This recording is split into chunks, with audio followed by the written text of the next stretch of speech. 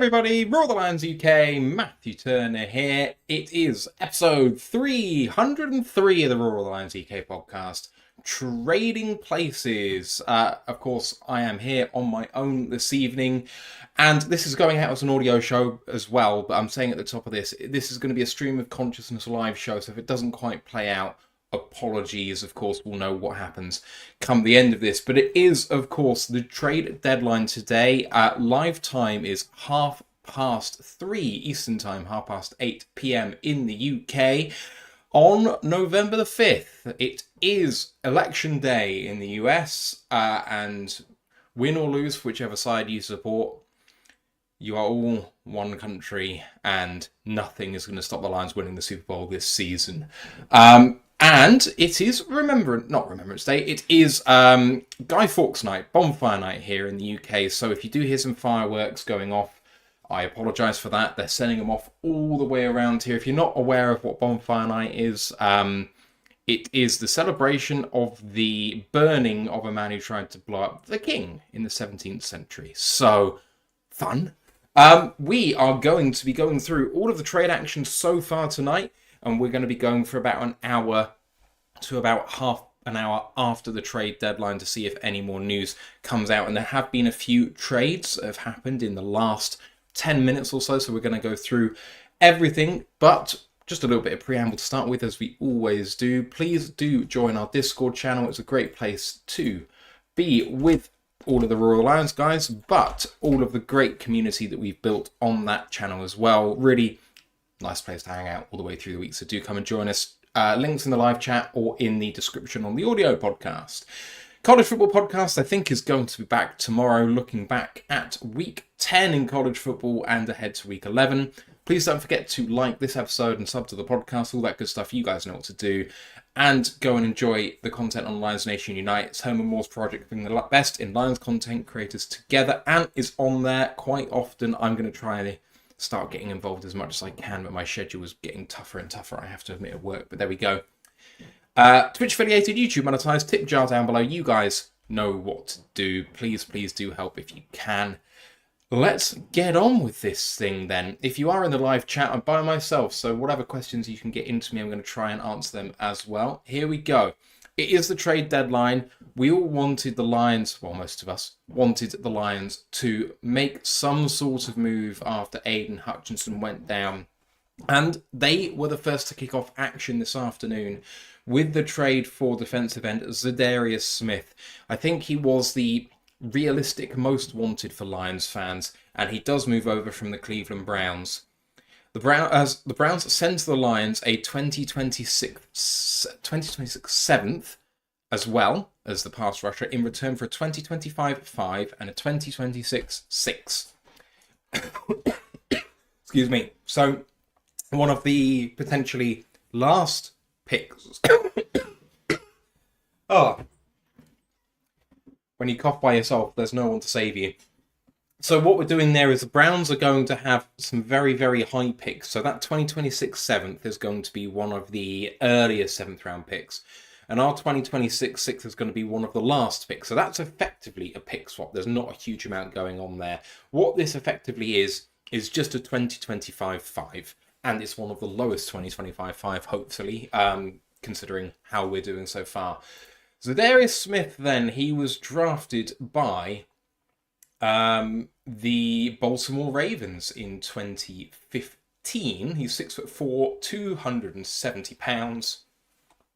As I said, he's been playing at Cleveland the most recently, but we are very aware of him for his time at Green Bay when he was part of the Smith brothers, who terrorized teams. He was a two-time Pro Bowler and a second-team All-Pro in his time at Green Bay in 2019 and 2020.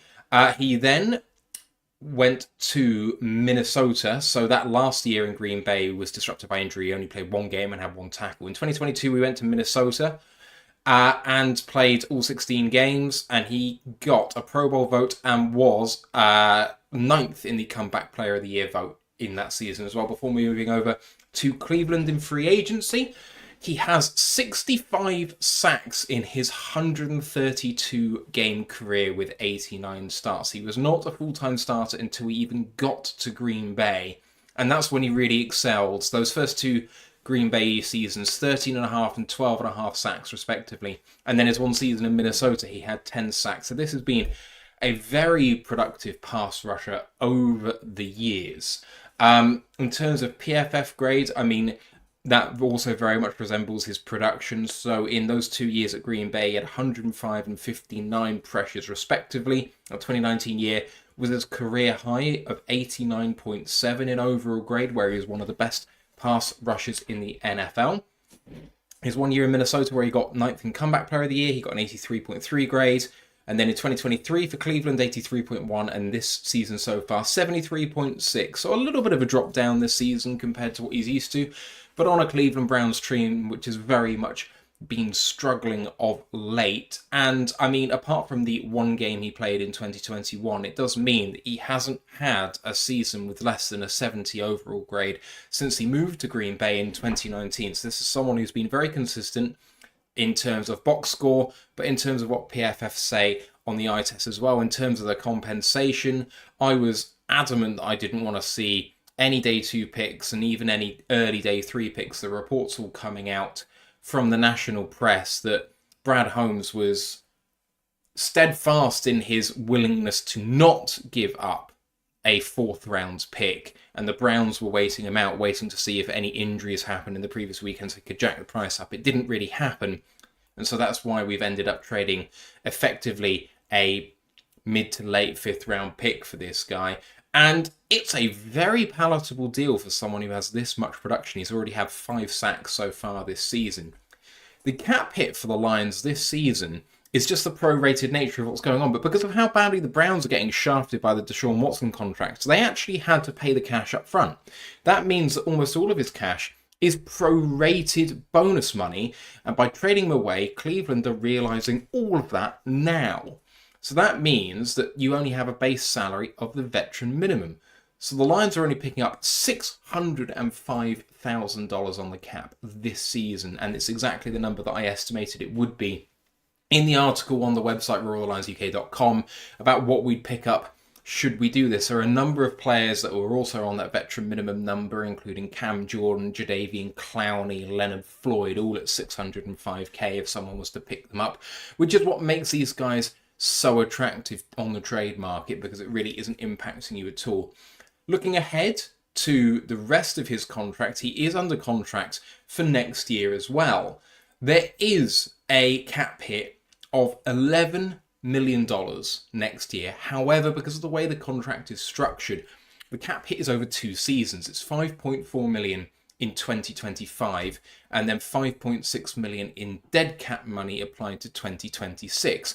And at 5.4 next year and 5.6 the year afterwards, that is very attractive indeed for someone who has been so productive. In fact, him alongside Hutch next year when Hutch is healthy is fantastic. And, you know, should Hutch get unlucky again, it means that we're in exactly the same position we are now, which is that we've got a very good pass rusher on our hands. So the money makes sense. The trade compensation is relatively minor, I would argue. And Smith, so far this season, has 26 pressures. The next highest player for the Lions at the moment who's playing on the edge is Levi Onwuzurike. He may be listed by Next Gen Stats as a defensive tackle, but we're utilising him as a big end. He's got 19 pressures. The next highest guy on the edge that's active has been ill for a while. It's Josh Pascal, and he's only got 9. Za'Darius Smith has 26. So this represents someone who has done very well, albeit opposite Myles Garrett, who's obviously attracting quite a lot of attention. Does this mean that Za'Darius Smith is going to be attracting attention? Makes it easier for someone opposite him? Maybe so. We shall see. But just about what this actually means for the Lions in terms of what we're getting in Za'Darius Smith. There's lots of tape out there breaking down exactly who he is, but he's a very good all-around pass rusher without really having anything that's a big calling card of his. He's a polished pass rusher with good pass rush moves and pass counters. He hasn't got anything electric like Hutch's spin move or like a wicked rip Poole or anything like that. He's just very polished and very good at pretty much everything, a jack of all trades, if you will. He has got a great motor. He keeps going. Quite a few of his sacks actually end up being effort clean-up sacks, but someone's got to do it. And if someone doesn't do that, that's how you end up having scrambling quarterbacks that get upfield for, 20, 30 yards. And he doesn't allow that to happen. So that's really good. High motor, big effort player. He's got a good ball rush. He's got a good speed rush, can dip under the tackle very nicely too. He plays the majority of his reps on the edge outside the tackle in the 7 or 9 technique. And in fact, if you have a look at PFF grade and how it's changed over the years, his missed tackle rate in Cleveland is much, much higher than anything else in his career. So in Cleveland last year, it was 26.7% miss, and this season so far, 21.7%. Versus in Green Bay, 18.4 and 11.8, and then in Minnesota, 14. Now, the reason for that is that in Green Bay and in Minnesota, he was playing 7 technique or 6 and 7 technique. So either over the tackle or just outside the tackle. And when you're that close to the tackle box, you're not really left on an island to clean up as the force player on the outside. And that's actually when the running back can beat you just on a stretch play or something like that. You have to be very, very good at tackling out there. It's not really necessarily his strength. So when you're nearer the line of scrimmage and you're cleaning up inside, there's a lot more bodies in there and that's a lot easier.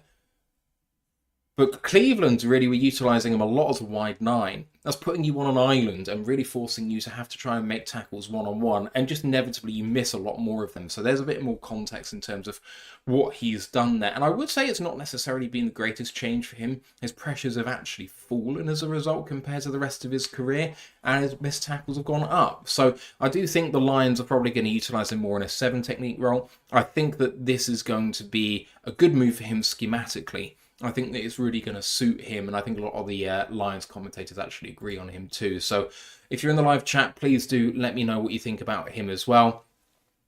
Bob O'Land just said, Smith just got paid. What have I missed? What have I missed? I haven't seen it yet. Okay. I don't know. I don't see anything else. Okay, never mind. There is nothing else at the moment. Fine. So what else do we have there? SW Lion, Lisa Di Lorenzo, lots of other people in there in the chat saying, hey to you guys too. SW Lion says, give it up to Brad Holmes. I thought he might get fleeced, but he didn't. He did a great job with that trade. Bobby Lion says, can't complain about the price Holmes paid for Smith at all. Carlton says, we have a full 53-man roster and one spare place on the practice squad.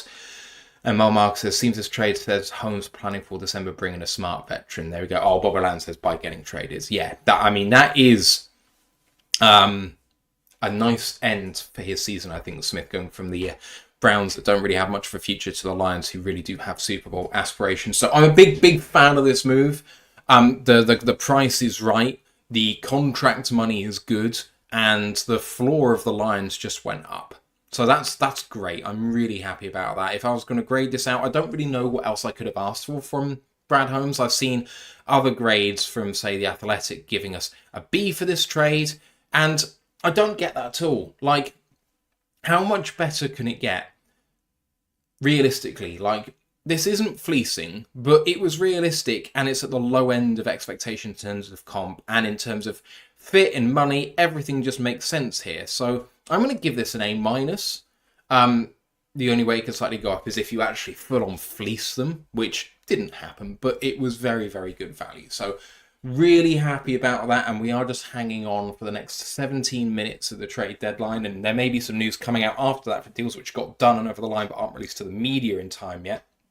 There have been some other trades today that I want to get to as well. And we're going to start off in sequential order, and we're in division now. So the in-division trade is the running back Khalil Herbert has moved from the Chicago Bears to the Cincinnati Bengals. He's been traded for a 2025 7th round pick. So how much for a bag of peanuts? Now, Khalil Herbert has been suffering at the bottom of that running back depth chart, which is really weird because he was an effective running back last year. He did really, really well. And then they brought in DeAndre Swift, and I think they also drafted someone as well, and that really relegated him to number 4, I think, down there. It was a really weird weird one. But, you know,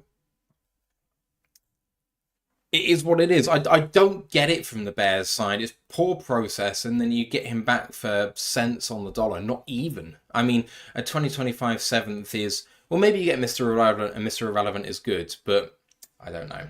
Anyway, let us know what you think about the Bears. Lol. Moving on for the rest of the trade so far tonight, we've got the absolute implosion and end of the Dallas Cowboys as we know it. Wide receiver Jonathan Mingo has been traded after Jerry Jones claimed that they were trading for a wide receiver they really liked during the draft process. Jonathan Mingo has been traded to the Cowboys along with a 2025 7 for a 2025 4th round pick. And I was a fan of Jonathan Mingo in the draft process. I really, really was, from Mississippi. He was a productive college wide receiver from Ole Miss. But the man is 23 years old. He's played 24 games in his career and has 55 receptions for 539 yards and no touchdowns, no receiving touchdowns in his career. This season so far, he's played 9 games and has 12 receptions for 121 yards. The man is a wash at this point. I mean, there is no redeeming what's going on. He's playing significant reps. His catch rate is hovering around 50%. In fact, it's just less than 50%. This, of course, is in a Carolina Panthers team that has featured for the majority of his career so far Bryce Young, who was struggling, and that has to be said.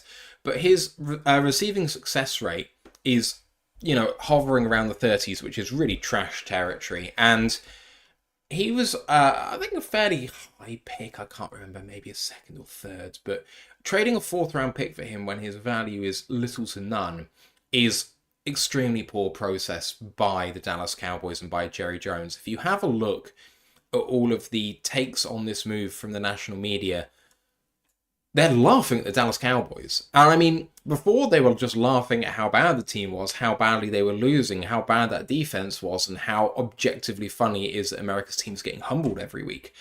But Jones is rubbing salt in the wound of his own team.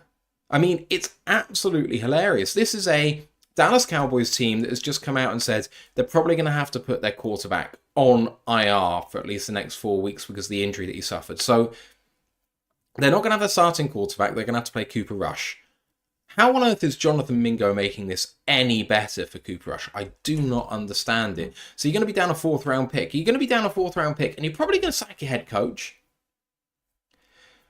So you're going to come in with a new head coach who maybe doesn't want Jonathan Mingo, and you're going to lose a 4th round pick, all for the privilege of having him on a cost control contract for the next 2 seasons. Make it make sense.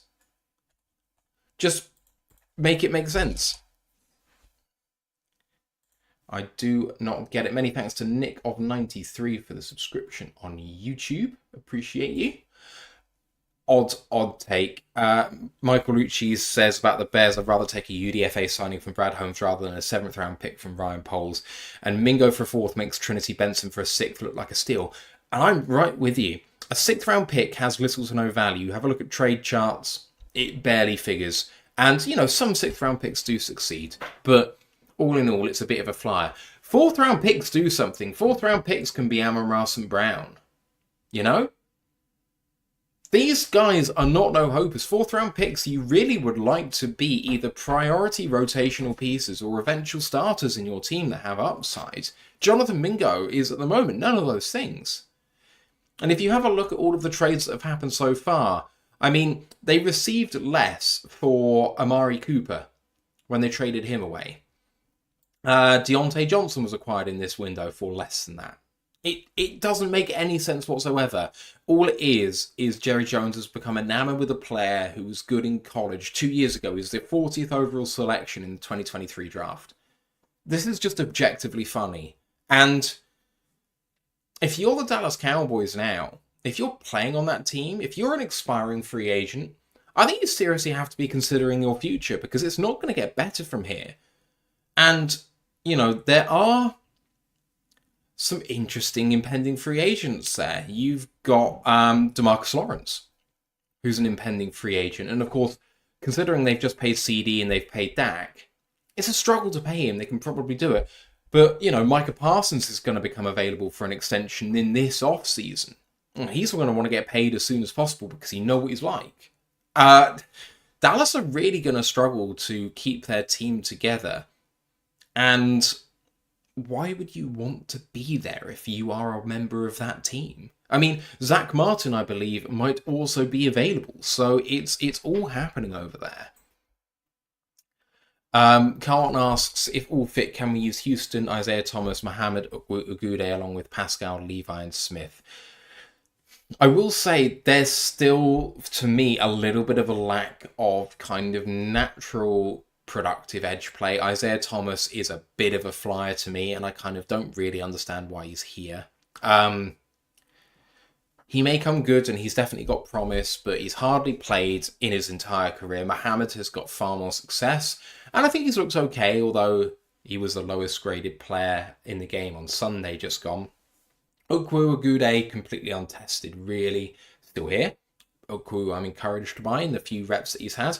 Pascal has shown some good things, but this illness is really setting him back. Levi is the one who really makes a difference and, rotates in. So Levi's the one that I think could really do something here. If you do have Pascal starting or Levi starting with the other one rotating with Za'Darius Smith on the other side, and then Smith being subbed out for Mohamed or Thomas, that makes a lot of sense to me. The problem you're going to have with Mohamed is you've only got one more elevation left now before you actually have to sign him to the roster. So could we see a bit of Isaiah Thomas getting waived and signed to the practice squad to make space for Mohamed, maybe? I don't know. We'll see.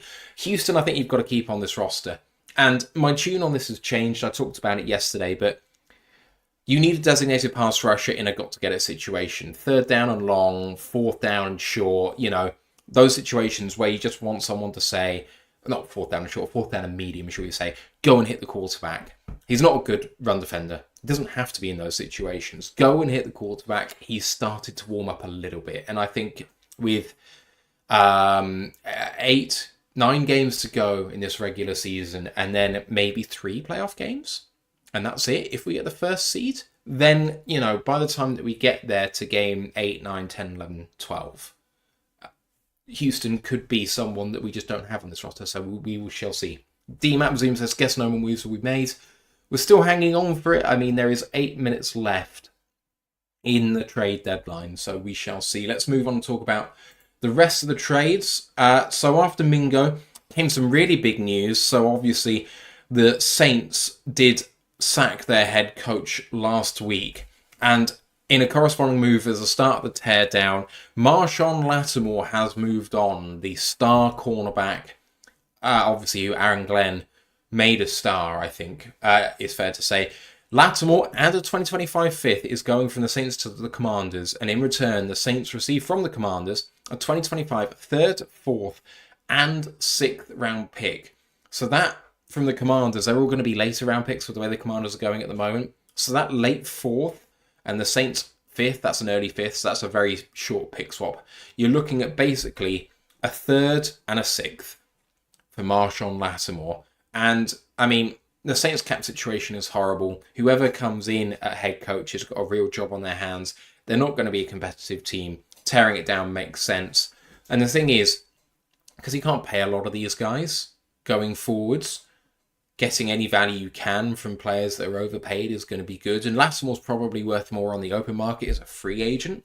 But to get a 3rd and a 6th for him now, I think is actually really good business for the Saints. I mean, I did kind of fear that you'd lose all of that talent without getting very much at all, and maybe you get some comp picks for letting you guys go. But that was a good move for them. And I think for the Commanders, this really signals that they are intent on making waves and kind of competing in this NFC. I mean, they are 2nd in the NFC right now. So, they're the ones challenging us right now. And if you have a look at the problems for that Washington team, it is on defense. And they've played far above themselves. But there's rumours that Emmanuel Forbes is on the trade market, on the trade block, because they haven't been good enough, frankly. He hasn't been good enough since he was drafted. So, by trading for Lattimore, you're instantly relegating Forbes to the bench, and you've got St. Just playing alongside Lattimore. Now, Lattimore's been struggling with injury, I know, so that makes it even better, I think, for the Saints. They managed to get some value from him at all.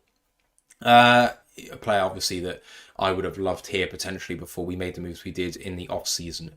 Just gone. What have we got? Brent saying, holy shizer, I agree with Matthew again. Cowgirls are a dumpster fire. It's going to get worse than better. JJ is eating in charge, enough said. Lol.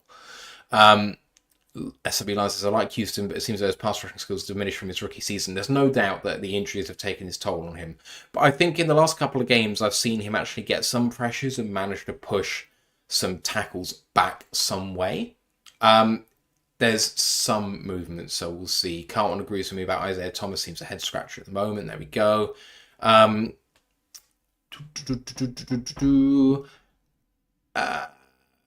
Brent asks, is Walker still a possibility? It doesn't look like it, and I kind of didn't expect the Jags to give up on him so quickly. The first overall pick, I think that you could potentially give him another year, but I don't know whether he'd want to come back after year 4. Obviously, exercise the 5th-year option if you want to, but you're going to have to make that decision this offseason. And do you do that for the first overall pick? Because that's going to be big money.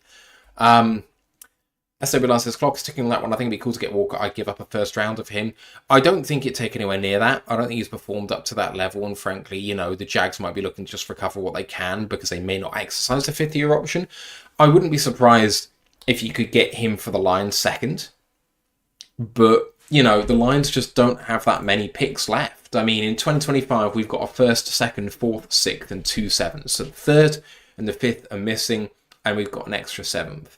If you get rid of that 2nd, you're picking at 32, and then at 120. It's a long, long time to wait in the draft, and probably would necessitate a move down from 32 into the 2nd round to pick up some capital, which isn't ideal. So, you know, there we go. Rest of the moves so far today. Wide receiver Mike Williams has moved from the Jets to the Steelers for a 2025 5th-round pick. And I tell you what, they picked him up for free, the Jets, and they've moved him for a 5. That's pretty good business, actually, for the Jets. You know what Williams has done next to nothing. He has been hit by injury. The chemistry hasn't been there with Rodgers. He's not been particularly productive so far, and I do think that's an overpay, to be honest, by the Steelers. But what is undoubted for the Steelers is that they're competitive. They're leading that AFC North, or are they jointly leading the AFC North right now? They're in a battle with the Baltimore Ravens, and they need weapons. But Williams has only got 12 catches so far this year for 166 yards. Is that the guy that's going to get that done? I don't know, but I don't think it is necessarily. Let me just have a look at their depth chart a minute.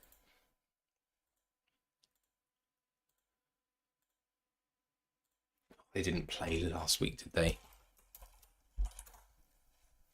Pittsburgh Steelers. So their wide receivers, Pickens, Calvin Austin, Van Jefferson, Scotty Miller, and Mike Williams. Okay, so Williams slots in instantly as the number 2.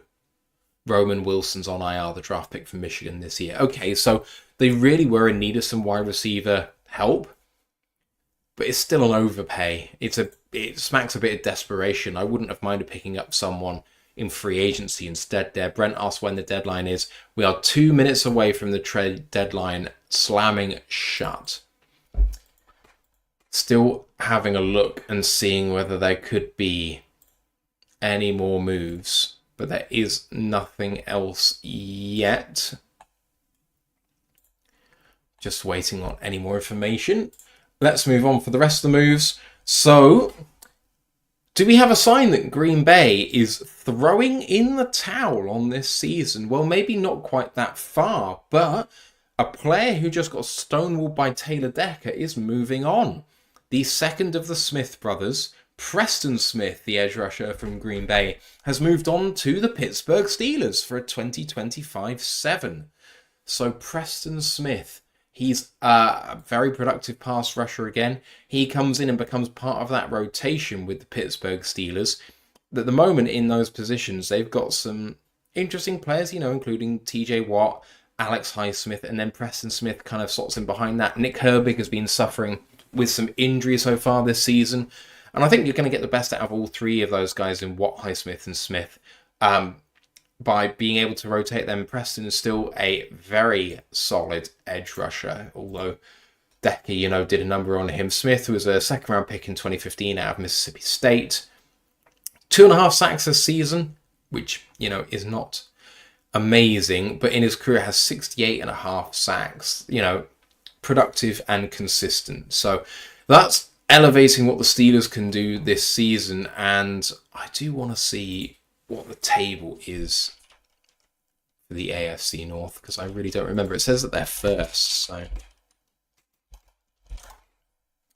the Steelers are 6-2 versus the Ravens 6-3. So the Steelers think they have a realistic shot of winning this division. They're half a game ahead. I think they have got a shot. It does rely on them because they've got to basically play the entirety of their division. There's not been much inter-division stuff in the AFC North. But if you can take 4 from 6, it's going to end up pretty well for them. So I don't hate the idea that they think they're competitive.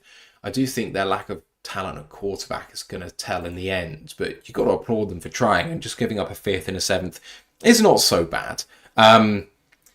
Green Bay, apparently, we're going to cut him in this offseason anyway. He's on a fair amount of money. I would expect Pittsburgh to cut him as well because it's too much. I think 12, 13 million, which for the level of player he is now is maybe not quite it, but there we go. Brent says, I'm thinking Brad only left one roster spot open and now he's done. I mean, maybe, but Broderick Martin's got to come back, and so you're going to have to free up one for him. And when you do trade for someone, you actually get, until the next league day in order to come back down to 53. So you don't have to have that roster spot open necessarily in order to make it work, but we shall see. Okay, and there was one more move so far, and it really wasn't anything much, but the man on the Rams who has been inactive basically all season, former Bill, cornerback Tre'Davious White, and a 2027 7th round pick. I think that's the first time I've seen a 2027 pick being traded. A 2027 7th from the Rams goes to Baltimore for their 2026 7. So they haven't got an extra pick, and they haven't gone up any rounds, but they have gone up in a year. So they're going to get an extra 7th round pick a year early. Tre'Davious White on a little bit of money, but not very much. I think it's something like $3.5 million. And so they save that money on the cap to move him to Baltimore. Baltimore also think that they need to kind of restock. Baltimore have one of the worst passing off defenses so far this season. They've been gashed through the air, and so they get a little bit of depth help in that cornerback room. Hey to Free Climb, and hey to everyone for joining. LTL Fan, who says, Brad will poach someone from a practice squad. I do imagine that you're right, as the trade deadline has now passed. So we're just waiting to see if anything did get over the line. Ian Rappaport says it is 4 p.m. on the East Coast. The trade deadline has come and gone. If trades are not in by now, they have not happened. But would we know if one has gone into the league office and not yet been announced? I'm waiting for it. And we do have another trade. Diana Rossini of The Athletic reporting that the Texans are trading defensive tackle Khalil Davis to the San Francisco 49ers for a 2026 7th round pick. Let me just have a look at Khalil Davis, because I have to be frank, I don't know a lot about him. Khalil Davis, he was due to be a free agent in this coming season. He's being paid $1.6 million, so not exactly the earth. Khalil Davis for the Texans, drafted in 2020 by Tampa Bay, went to Indy in 2021 and then been in Houston the last 2 years, had 23 pressures in 2023, but only 8 this season. 53.5 grade. As a rotational player, you don't hate that. That's some reasonable play. And I guess it's some reasonable depth for a fairly cheap amount for the San Francisco 49ers, who are really struggling on defense, I think. Low-key, it's not a good situation for San Francisco. Let's have a look at their depth chart now. So the San Francisco 49ers on defense. So they've got Malik Collins and Jordan Elliott, and then behind them, Kalia Davis and Evan Anderson. Out for the season, Javon Hargrave. If you know who any of those 3 people before Javon Hargrave were, congrats to you, because I haven't got a clue. edge players, Leonard Floyd, Nick Bosa, obviously is a big name. Zito Gross-Matos is on IR. They've got Devondre Campbell, Dre Greenlaw was out injured. They've got some other big players on injured reserve, including Ambry Thomas, Talanoa Hufanga. They've had Renato Green, who is injured. They've got names on that defense: Jair Brown, Charvarius Ward, Demodor, I can never say that name, Demodor Lenore, Isaac Yidem, Fred Warner, Devondre Campbell, Nick Bosa, Leonard Floyd, but they've been struggling on defense. So let's see what happens with that. Carlton says, outside linebacker Azeez Ojulari is staying in New York as a free agent at the end of the season. I never got the fascination with Azeez Ojulari. He has flattered to deceive so far in his career, and this season he has got sacks without playing well. And I mean, box score scouting is fine, but the people out there who are thinking that he's going to get paid loads are absolutely kidding themselves, I hope. But we do know that they leverage sacks in trade negotiations and in contract negotiations for more money, so maybe they're not wrong, but the man on a down-to-down basis is not great, but just gets a few sacks here and there. I think he's on 6 so far this season, which is 2 away from his career high. And it's just the most meh I've ever been about a player. I didn't think much of him in the draft process 3 years ago. Carlton also said that Granderson rumour seems a strange one with them money Saints would have to eat. Can you explain, Matt? The explanation is that accounts on Twitter want clout. I think it came out from a betting company, so maybe they were just trying to generate some money. I think that you couldn't just be as scathing as that, and that can basically be it, you know. All of these people make money because either people are betting on what's going on, or they're making money through interactions on being blue checkmarked on Twitter. And they're getting money because everyone's interacting with saying, ooh. I mean, Granderson, with this sexual battery charge that he had in college, you know, doesn't look like he'd be a culture fit necessarily. It seems like the sort of player the Lions would actively avoid. And he's been in the series 6 years without incident. But how long can you be tainted by something like that? I think quite a long time, to be quite frank. Brent with the shout out for like, sharing, copy. Appreciate that, Brent, very much. Grandize says, I want to like the stream, but Matthew's not even read any of my comments. He skipped over them. A bloke feels neglected, don't you know? You have not commented at all on the stream, I do not think. But please tell me if I'm wrong. This is the first comment I've seen, Grandizer, but I'm glad to have you in the building, my friend. GA2 Skip says, they need to move down next year in the draft. Trade pick 31 or 32 to a team for their second and third rounder. Or maybe not. Maybe we don't need a bunch of new bodies next year. We could be pretty full. I mean, maybe that's true. But if Brad is as good as we think he is, elevating what we can get out of player number 53 or 48 on game day or whatever it happens to be is always going to have some value. I mean, you have a look at what we're doing here. And we are utilising players all the way down the order. You know, how many injuries do we have and what's going on here? Those picks do make a difference. And if we do have picks like that, that does mean that there is potentially we're less over a barrel to pay our own players, which means it depresses what the contract might be because we can potentially draft their replacement. And that doesn't mean that we necessarily get rid of people. It just means in the battle of supply and demand, we've increased our own supply by drafting someone, and that's fantastic. So, you know, it's all about the game, and at the end of the day, draft picks are never going to be frowned at. It's all about trying to achieve value somewhere for me. If you can achieve value and get more on the trade chart, you're going to win if you draft at an average level over a period of time, and Brad Holmes has far exceeded that. So I don't want to lose capital. I mean, the thing about drafting a replacement for someone is that you can then trade away players that are playing well for you for maybe the peak of their value to a needy team who want to be competitive then, and you're not actually losing anything by it because you've already got their replacement in place. There we go. Grandize says, here's the Lions making a trade for either two players, Ojulari, Garrett, Crosby, and Ogba, not in that order. We'll see whether any of them did get over the line, but of course the trade deadline has now elapsed, so I don't know if any of that is going to happen. they all seem slightly unlikely now, apart from Ogba. He potentially, I guess, would be cheap. Maybe Miami are not ready to throw in the towel just yet, despite being 2-6. That offense can still ball. Question. Panther Nation podcast said that Adam Thielen should be traded to a team who's in position to win a Super Bowl. Thielen to the Lions for 20-25 sixth. I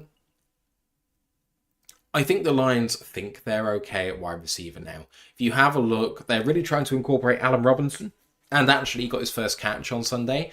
And I think he's been productive in the run game when he's been on the field, and he's starting to get a bit more confidence in his receiving game again. So that has been encouraging to see. But Tim Patrick has got that place on lockdown.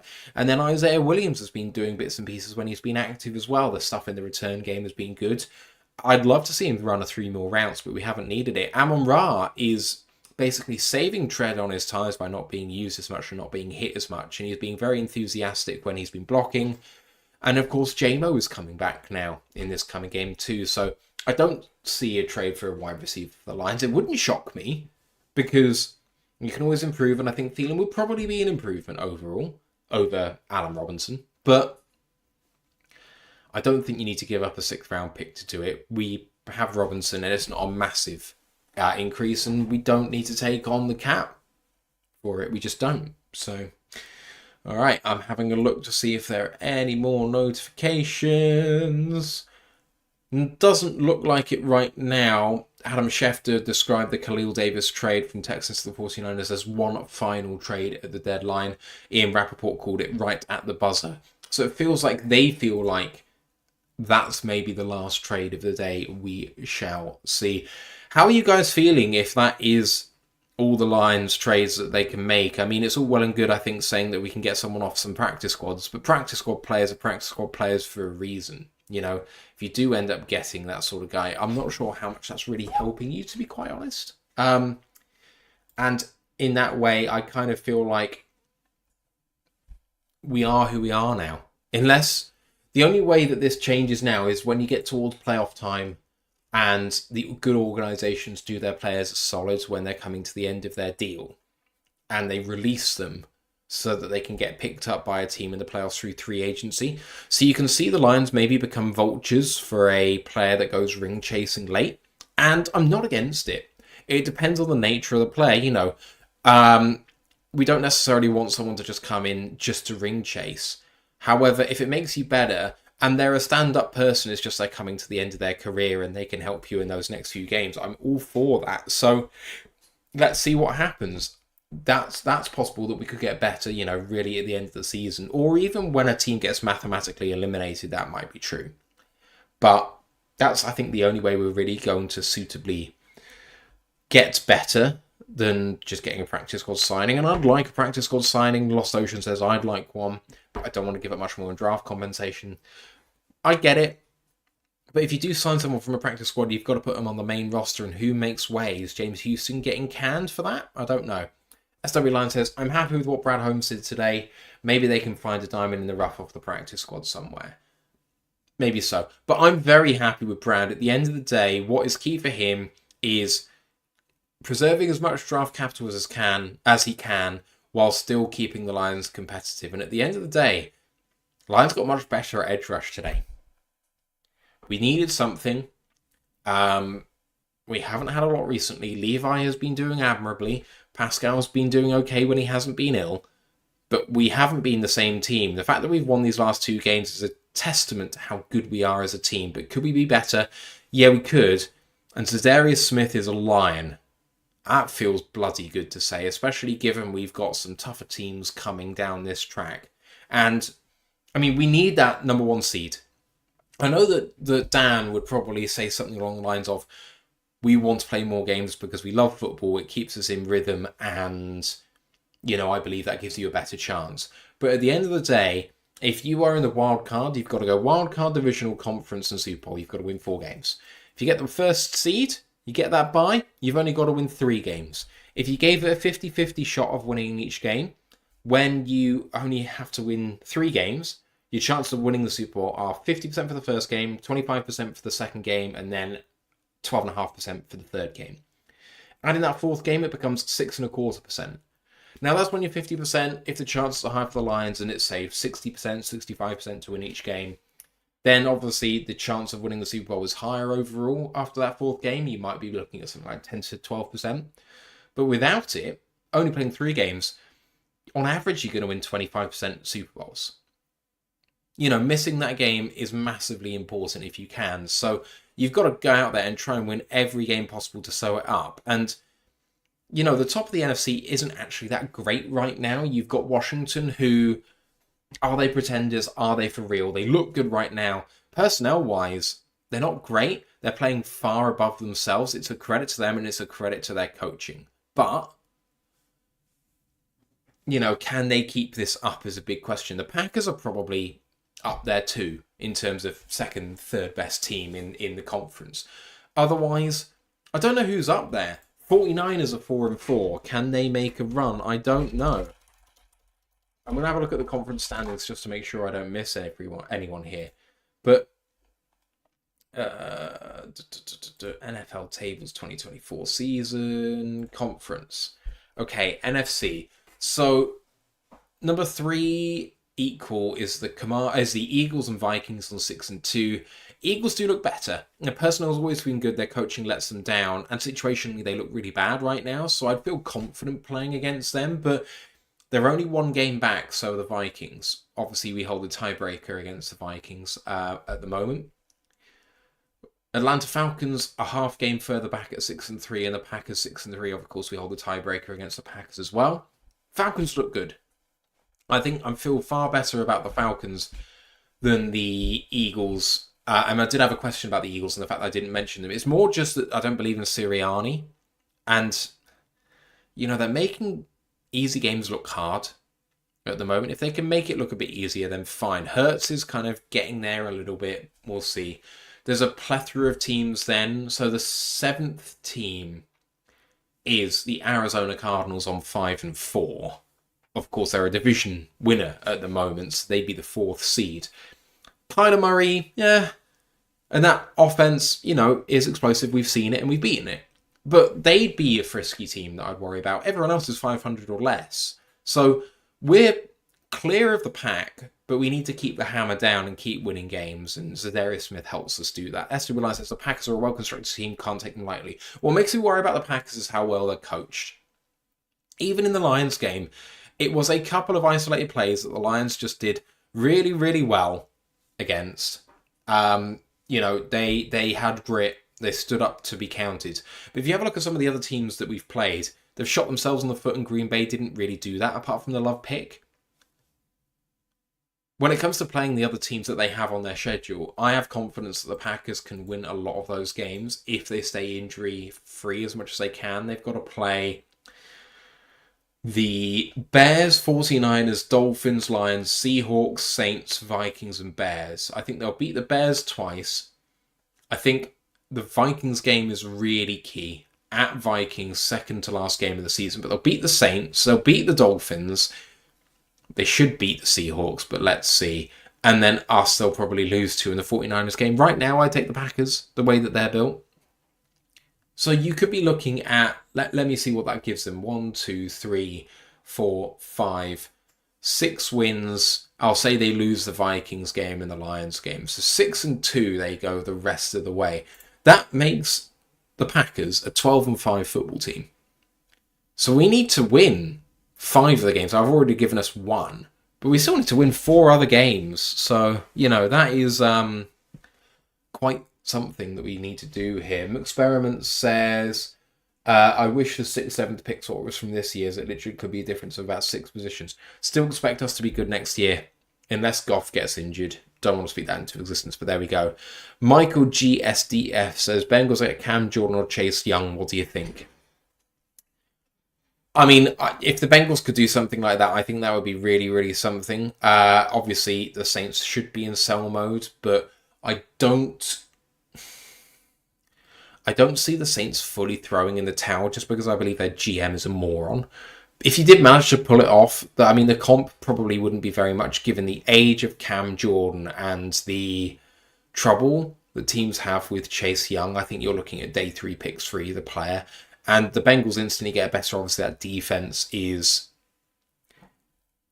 lacking in a lot of areas, but that offense is so high powered. Getting someone as fundamentally good as Cam or with the upside of Chase, I think would be a good move. Bengals should be a team I think they should be buying, because they should be looking at getting into that AFC wildcard. And that AFC picture is so open. I mean, the way the Chiefs are playing right now, they're beatable. I know they're unbeaten right now, but they're beatable. You have a look at any other team in that AFC, I don't really see them being really, really scary apart from maybe the Ravens. And even then, they've laid eggs on occasion. You can make them make mistakes. So I wouldn't hate that for the Bengals at all. Brent says Smith and practice squad players at defensive ends will get us to the playoffs, but to the Lombardi, I'm still not convinced. We're just terrifically well coached right now, and people talk about the lack of pass rush pressure that we have, but the pressure that we do get is being decisive right now. It's well timed and we're good on the back end. You don't get picks without pressure most of the time, and we've got so many picks. Our safety play has been so good. The safety play is maybe the thing which is going to get us there or not, because what Kirby and Branch have been able to do is make pass breakups, get interceptions to turn things around. But when it comes to their day job, their tackling's been fantastic. Most of the time, Branch has sometimes not been great. If they keep it up, when it comes to run fits, when it comes to explosive runs against, and they get 25, 30 yards upfield, do they then finish that off for a touchdown? Well, Kirby made a touchdown-saving tackle, and that can make all the difference in some of these games. Your safeties, are they really safe? And I think that we're so strong there. And that's why the Packs are strong as well. So I really think that they could do good. SW Lion says, the Chiefs are sneaky. They looked beatable last year, but once they got to the postseason, they really stepped up their game. I mean, the thing is, the Chiefs looked much worse last year. They looked objectively bad, whereas this year they are gritty. And I don't know whether, Mahomes injured again. That was a worrying thing yesterday when he was hobbling around like a madman, but then he got back up and continued to play well, which is really interesting. But hey, as the Liverpool Football Club, go ahead. Absolutely love that. We'll see about the Chiefs. They always seem to come good late. You're absolutely right. All right, I think I'm going to draw this one to a close because no more news is coming out right now. I do have a few more notifications. Let's see. Jordan Phillips appears to be signing with the Buffalo Bills. All the other reporters seem to suggest this is it. So, guys, it's been terrific to be live with you once again. 50 of you watching. Absolutely fantastic support. Thank you very much. If you've enjoyed this show, please do give it a like. Please do share it out. We're going to be doing our Texans preview on Thursday, so please come and join us for that. Me and hopefully Ash and Ant should be along for that one. College Football Podcast is going to be tomorrow. You're going to have Ant and Ryan, hopefully tomorrow. Ant and Ryan are going to be talking what happened last weekend and then doing all of the predictions for Week 11 in college football. We've just been talking draft picks. Well, that's where they're all going to come due, so it's going to be interesting. Otherwise, you know where to find us on our socials. I'll probably write something about Za'Darius Smith shortly when I've done a little bit more scouting on him because there's a bit more reason to take a look at him now. But thank you for watching this with me. Hope you all have a good rest of your week. We'll see you later on. But for now, let's go Lions One Pride.